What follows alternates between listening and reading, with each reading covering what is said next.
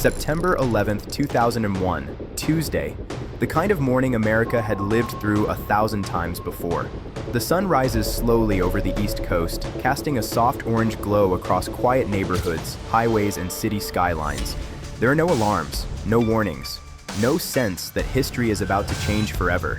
In kitchens across the country, coffee machines hum, newspapers hit doorsteps, radios play morning shows filled with traffic updates and weather reports.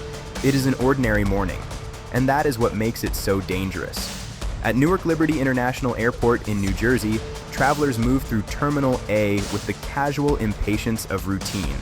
Rolling suitcases click against polished floors. Boarding passes are folded, refolded, and tucked into pockets. Security lines are short. Shoes stay on. Liquids are not questioned. Cockpit doors are thin. Trust is assumed. This is America before fear learned how to fly. United Airlines Flight 93 is scheduled to depart for San Francisco. Departure time, 8 a.m. Destination, the opposite coast. Purpose, business trips, family visits, ordinary lives continuing forward. No one here believes this flight will matter. At gate C-19, the Boeing 757 waits quietly. Its metal body gleams under artificial airport lights. Fuel trucks disconnect. Ground crew step back. Everything follows procedure. Inside the cabin, flight attendants prepare for boarding. They straighten seatbelts, check overhead bins, count headsets, rehearse safety demonstrations they have done hundreds of times before. This flight is not special, at least not yet. Captain Jason Dahl walks down the jet bridge with measured confidence. He is experienced, calm, the kind of pilot passengers trust without thinking. Beside him is First Officer Leroy Homer Jr., younger, focused, respected. They exchange brief words, routine words. Weather looks good. Flight time normal. Another cross-country run. They do not know this will be their last conversation. Passengers begin to board. 37 people, strangers to one another. They carry laptops, books, newspapers, and small personal worries. Some are tired, some are excited, some are annoyed by the delay already announced.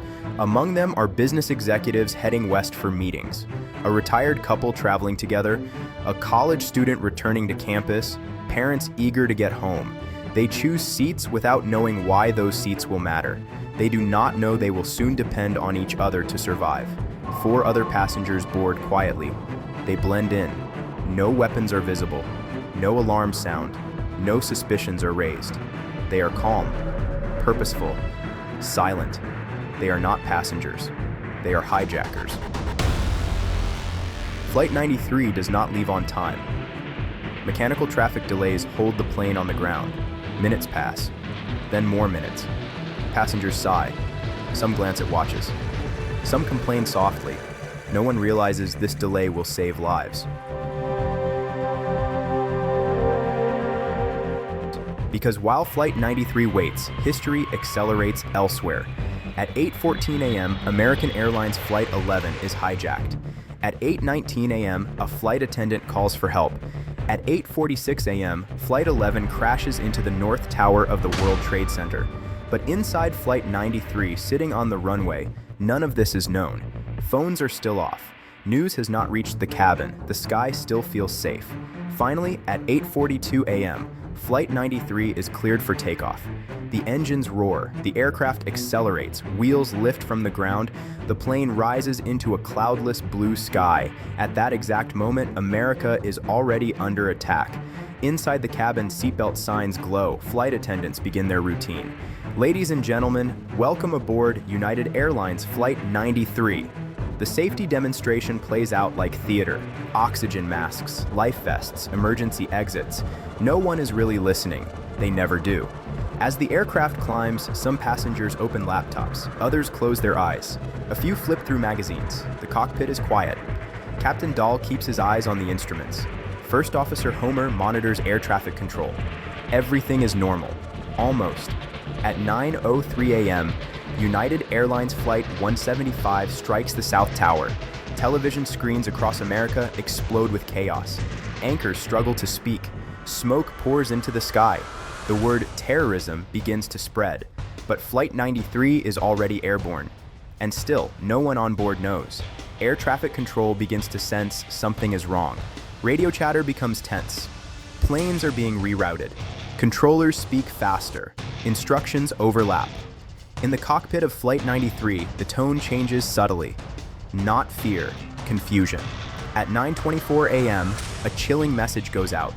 The FAA warns pilots to be alert for cockpit intrusions. Captain Dahl acknowledges the message. He does not have time to ask questions.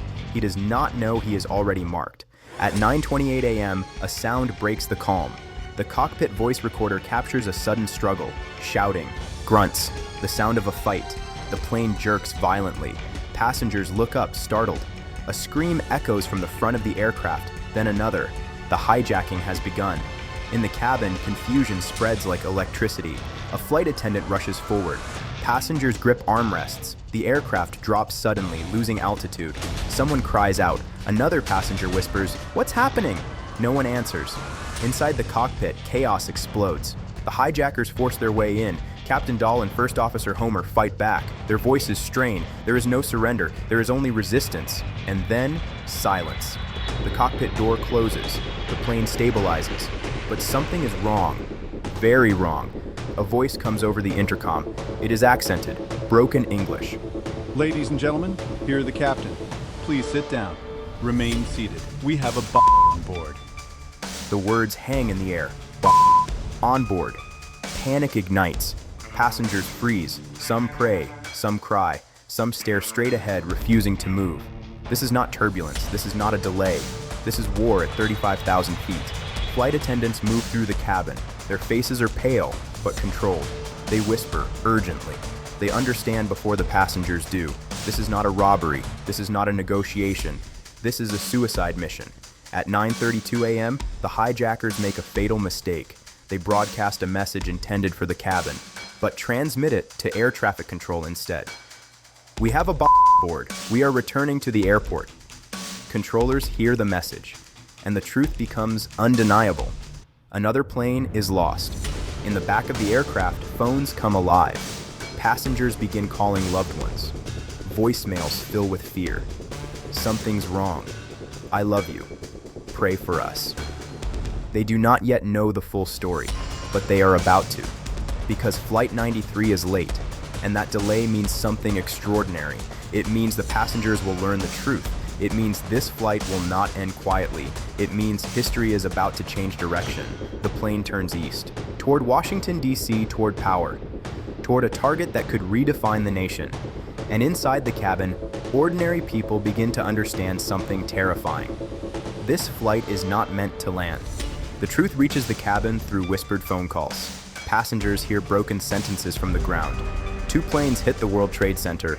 Another hit the Pentagon. They're using planes as weapons. The words don't make sense at first. Then they do. And when they do, fear changes shape. This is no longer about survival. This is about stopping something worse. In the back of the plane, passengers gather. They speak quietly, quickly. There is no leader, no training, no plan, only understanding. If they do nothing, everyone dies, and thousands more with them. If they act, they might change history. Todd Beamer grips the phone in his hand. His voice is steady now. Are you guys ready? A pause, then words that will echo forever. "Let's roll." They move. Boiling water, fire extinguisher, bare hands. The aisle fills with shouting. The plane shakes violently as the hijackers fight back.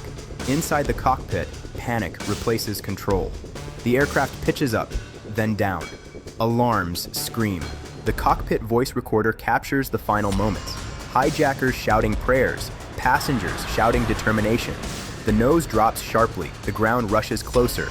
At 10:03 a.m., United Airlines Flight 93 crashes into a field near Shanksville, Pennsylvania.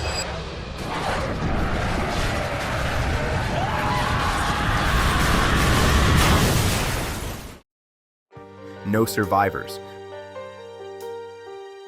But the target is missed. Washington is saved. There are no heroes who live to tell the story, only voices left behind. Voicemails, recordings, memories, ordinary people who made an extraordinary choice. Flight 93 never reached its destination, but it reached something else, meaning, because that day, for the first time, the weapon was not the plane, it was the passengers. United Airlines Flight 93, September 11, 2001. They knew they would die. They chose to fight anyway.